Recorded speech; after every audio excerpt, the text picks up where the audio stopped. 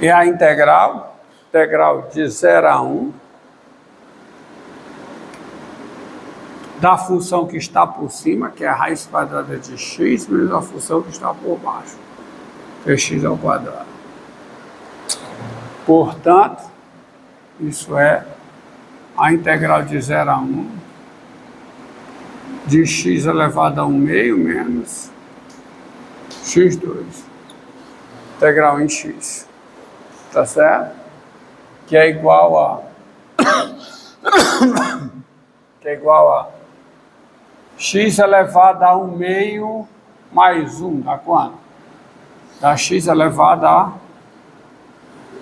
3 meios, não é isso? Sobre 3 meios.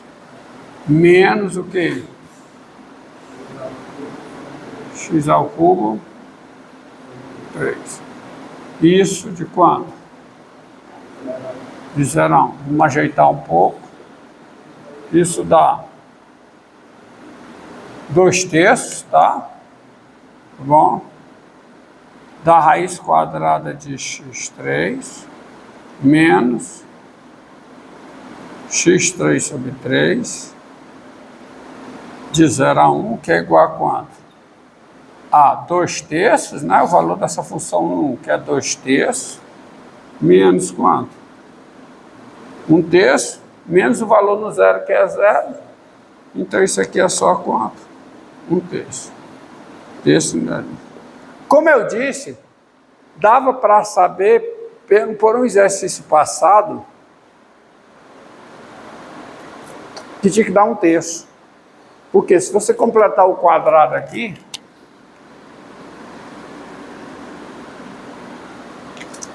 a área dessa região aqui eu já sei. No exercício passado, que a integral sobre x2 era 1/3. Mas como essa área é 1/3, e como raiz de x é a função inversa de x2, essa área é 1/3. A área do quadrado é 1, 1/3, do meio tem que dar 1/3. Tá certo? Tinha que dar 1/3. Não tem jeito. Tá certo?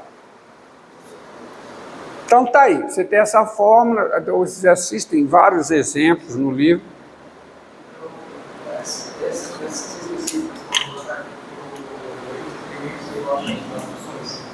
São semelhantes, mas inversas, no sentido de um é quadrado, o outro é raiz quadrada. É. Não. Não. É nesse caso aí, porque eu já tinha calculado que essa era 1/3. Mas nem todo dá 1/3. Tá? Falar inversa, agora eu verei o teorema da função inversa. Tá? E eu começarei enunciando uma proposição aqui, cuja demonstração, ela é bem intuitiva, essa proposição, mas a sua demonstração é bem técnica.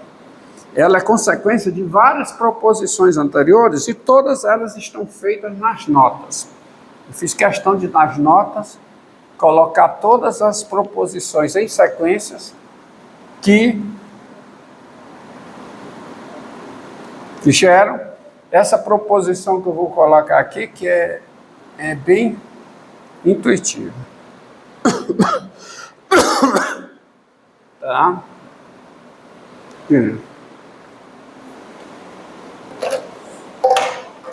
Proposição.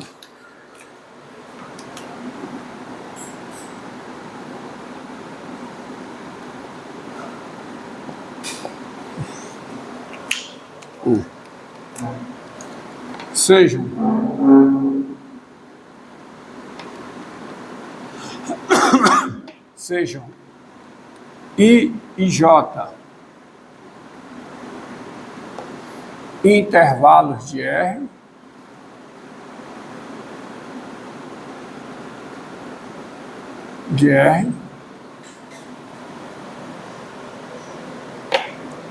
e F de I em J uma função. Tá? Uma função.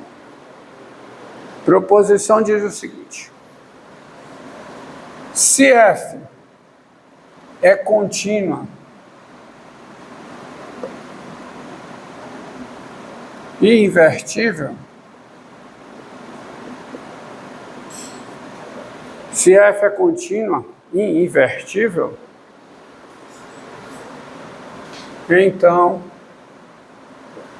a função inversa de f é menos 1 de j em i, ela é contínua. Tá? Se uma função, preste atenção, sejam i, j intervalos de r e f de j uma função. Se f é contínuo e invertível, então f é menos 1 de ji é contínuo. Primeira coisa, para uma função que vai do intervalo num conjunto, ela ser contínua e invertível, ela sendo invertível significa que ela é sobrejetiva. Então, se eu tiver só que i é um intervalo e j, se eu tiver só que i é um intervalo e que j é um conjunto qualquer, tá certo? Se ela for contínua e invertível, sendo invertível, a imagem j, tá? Tem que ser, o contradomínio j tem que ser a imagem. A imagem da função tem que ser j, porque ela é sobrejetiva. Tá certo? Então, ela sendo contínua e invertível, sendo i um intervalo e j um conjunto qualquer, j tem que ser a imagem. Só que como ela é contínua, toda função contínua leva intervalo em intervalo. Então, j tem que ser um intervalo. Como j é a imagem, por ela ser invertível, por ela ser contínua, j tem que ser um intervalo. Então, o problema tem que ser posto dessa maneira. O enunciado tem que ser posto dessa maneira. Senão, eu vou concluir que j é um intervalo. E eu já estou concluindo para vocês. Então, sejam i e j intervalos de r e f de i e j uma função. Se f é contínuo e invertível, tem que ser i e j intervalos, tá? I sendo intervalo, j tem que ser intervalo. Então, se f é contínuo e invertível, então a inversa também é contínua. Tá certo? A inversa também é contínua. Eu não vou demonstrar aqui, porque são vários passos para você chegar nessa, nessa proposição. E eu não vou usar todo o tempo de aula para fazer isso. O que eu vou é apelar para o caráter intuitivo desta proposição. O que significa uma função ser contínua? Significa, graficamente, que o seu gráfico é um arame, é um inteiro. Então, você pode pensar o seguinte, ó, se o gráfico se uma função é contínua, seu gráfico é é uma coisa inteira. Não tem quebras. Reciprocamente, se o gráfico é uma coisa inteira, a função é contínua. Então, se você pensa nisso, né, em termos do arame, né, o contínuo, que é uma coisa bem intuitiva, tá?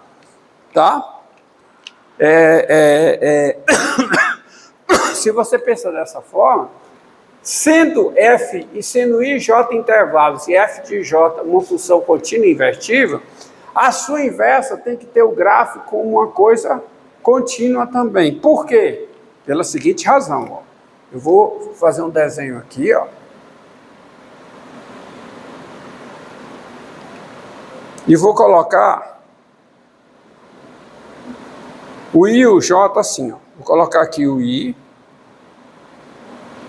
tá? Vou colocar aqui o i, certo? E vou colocar o j bem aqui, ó.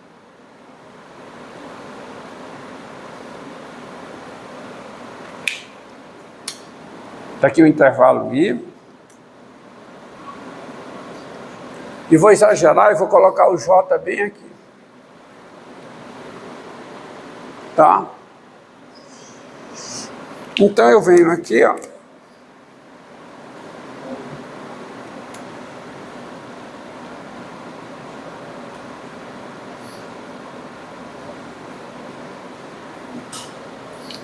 Tá?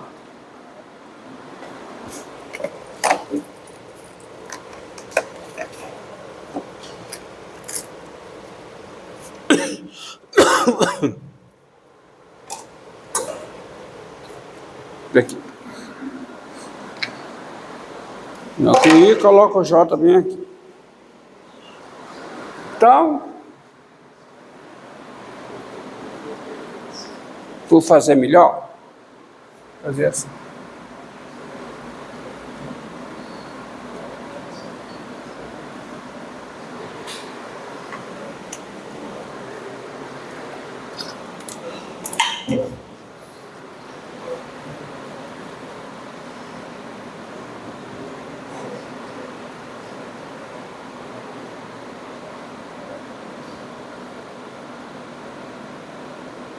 X.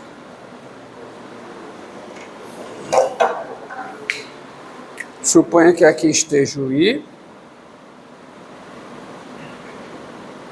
Tá bom? E aqui o J.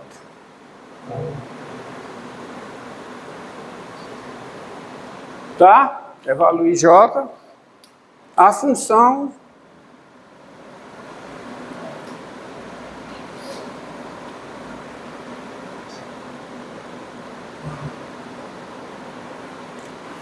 tá? Então, o seu gráfico, para ser uma função contínua e invertível, o seu gráfico tem que ser o gráfico de uma função que é estritamente crescente ou estritamente decrescente. É uma das coisas que se prova nas notas. Se uma função é contínua e injetiva, se a função ela é contínua, tá certo? E injetiva, ela tem que ser estritamente crescente ou estritamente decrescente. É isso que se prova. Então, o seu gráfico está sendo o I aqui, tem que ser um negócio assim. Tem que ser um inteiriço, tem que ser um arame. E aqui eu estou trazendo no caso que ela é estritamente crescente, mas ela pode ser estritamente decrescente. Aí eu venho para cá e faço o seguinte, ó. Não sei se vocês lembram,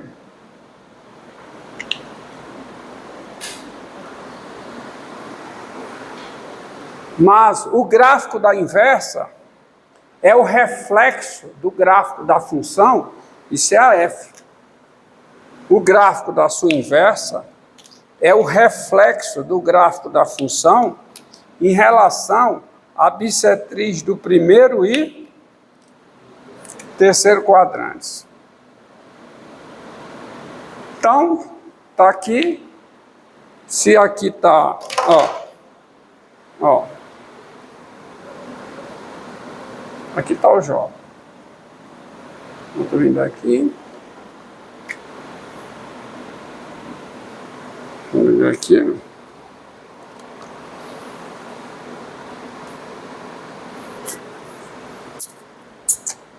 pegar um outro aqui. Aqui tá melhor. Ó. Já começa aqui, perdão. Eu não trouxe aquela minha bichinha lá. J começa bem aqui, tá certo. J começa bem aqui. Aqui, ó.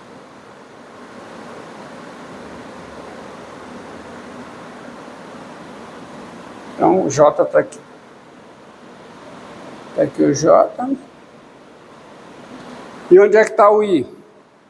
O I, ele vem daqui, tá? Um pouco maior.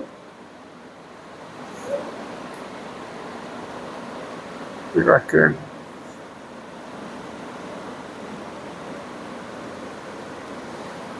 Aqui.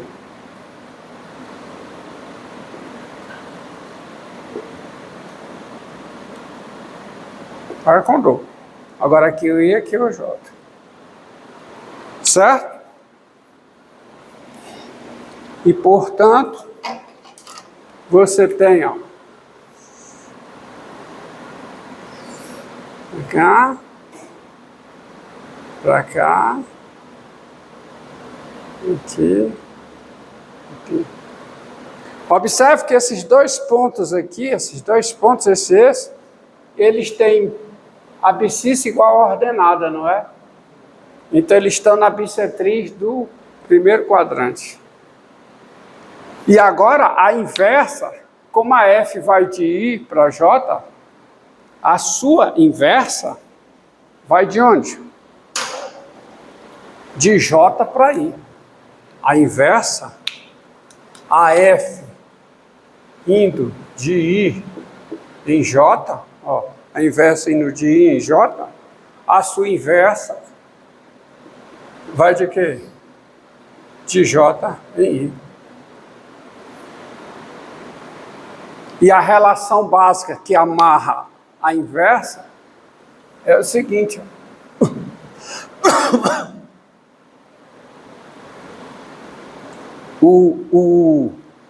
O x é f a menos 1 de y, se somente se o y é igual a f de x, qualquer que seja x em i, qualquer que seja y em j.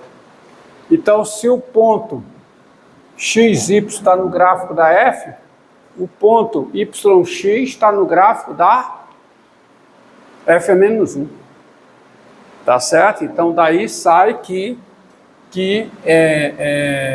yx pertence ao gráfico da inversa, se somente se xy pertence ao gráfico da f. Só que esses dois pontos, eles são simétricos. Um é o reflexo do outro, eles são simétricos em relação à bissetriz do primeiro quadrante. Então, se a f tem um gráfico desse jeito, a f a menos 1 tem um gráfico que é o reflexo. Então, o seu gráfico será assim. Você está desenhando. Isso é o gráfico da inversa.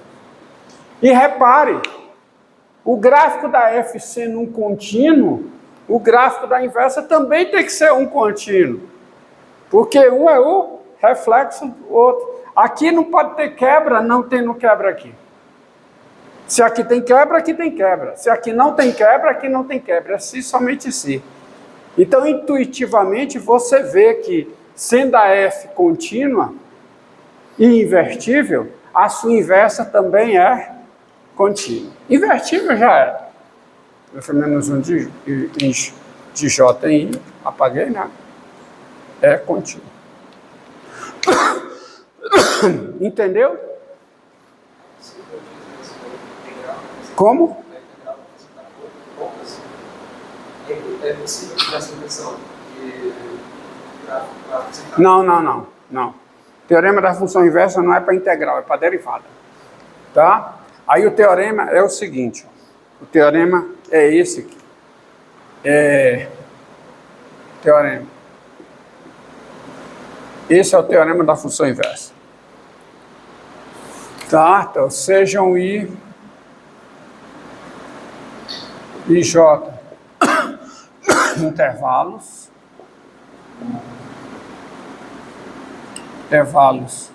de R, P pertencente a I, e F em J, uma função contínua e invertível. Então, contínua e invertível.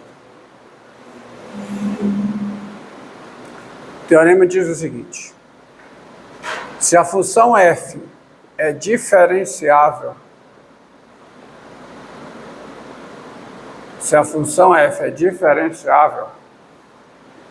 em P, se a função f é diferenciável em P,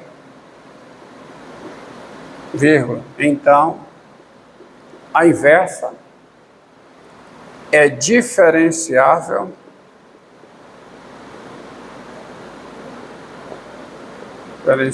em f de P, e observe aqui, ó.